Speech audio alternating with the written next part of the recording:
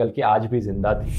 वैसे क्या आप जानते हैं दोस्तों, इंडिया में भी कई लोग इंस्पायर्ड थे हिटलर से। एक नाम जो सबसे सामने आता है वो है विनायक दामोदर सावरकर का। जर्मनी और इटली ने नाजी या तानाशाही की जादुई छड़ी के छूते ही जिस अद्भुत तरीके से बढ़ोतरी की है, इससे लगता है कि इनकी सेहत को इसी टॉनिक की जरूरत थी। जैसे नाजिज्म में प्योर जर्मन रेस की बात करी गई है एथनिसिटी के बेसिस पर, ऐसे ही सावरकर ने हिंदुत्व शब्द का इस्तेमाल किया था प्योर इंडियन रेस के बारे में बात करने के लिए एथनिसिटी के बेसिस पर। इनके हिसाब से हिंदुत्व एक पॉलिटिकल आइडियोलॉजी थी जिसमें कि हिंदू, सिख्स, बुद्धिस्ट और जैन्स आते हैं और मुस्लिम्स और क्रिश्चियंस आउटसाइडर्स की तरह हैं।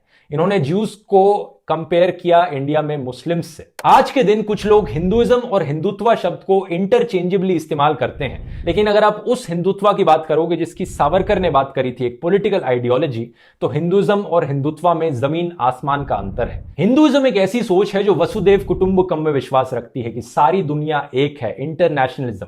दूसरी तरफ हिंदुत्व की सोच सुपीरियोरिटी दिखलाती है कि कुछ लोग ऊपर हैं, कुछ लोग नीचे हैं, कुछ लोग इस सर्कल के अंदर हैं, कुछ लोग आउटसाइडर्स हैं जो निचले लेवल के हैं। सावरकर जैसे ही मुस्लिम्स में भी कुछ ऐसे लोग थे जो सुपीरियोरिटी की फीलिंग्स दर्शाते थे अपनी आइडियोलॉजी से, जैसे कि चौधरी रहमत अली जो चाहते थे मुसलमानों के लिए एक सेपरेट देश हो, मुसलमान ऊपर हैं, बाकी लोग नीचे हैं। ऐसे ही क्लियर आइडियोलॉजीज बार बार थ्रू आउट द हिस्ट्री हमें देखने को मिलती रही हैं। इंडिया से एक और एग्जाम्पल है गोलवालकर, जिन्होंने ओपनली दर्शाया था कि वो कितना पसंद करते हैं नाजी आइडियोलॉजी को।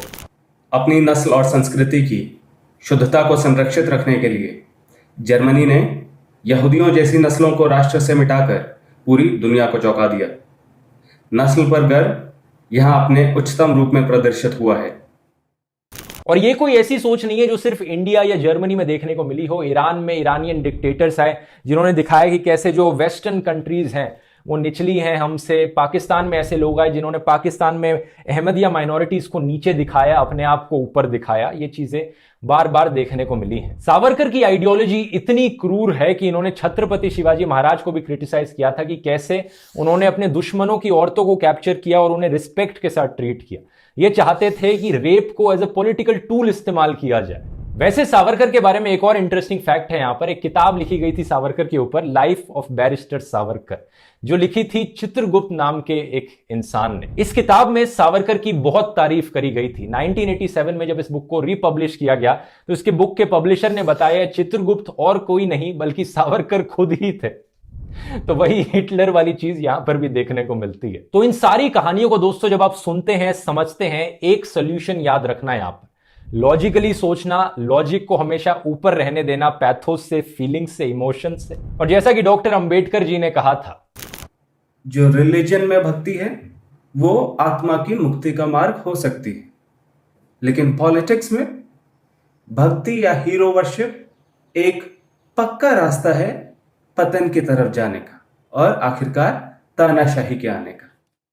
किसी भी पार्टी के, किसी भी इंसान के अंधभक्त ना बने। पसंद आया वीडियो को शेयर कीजिए।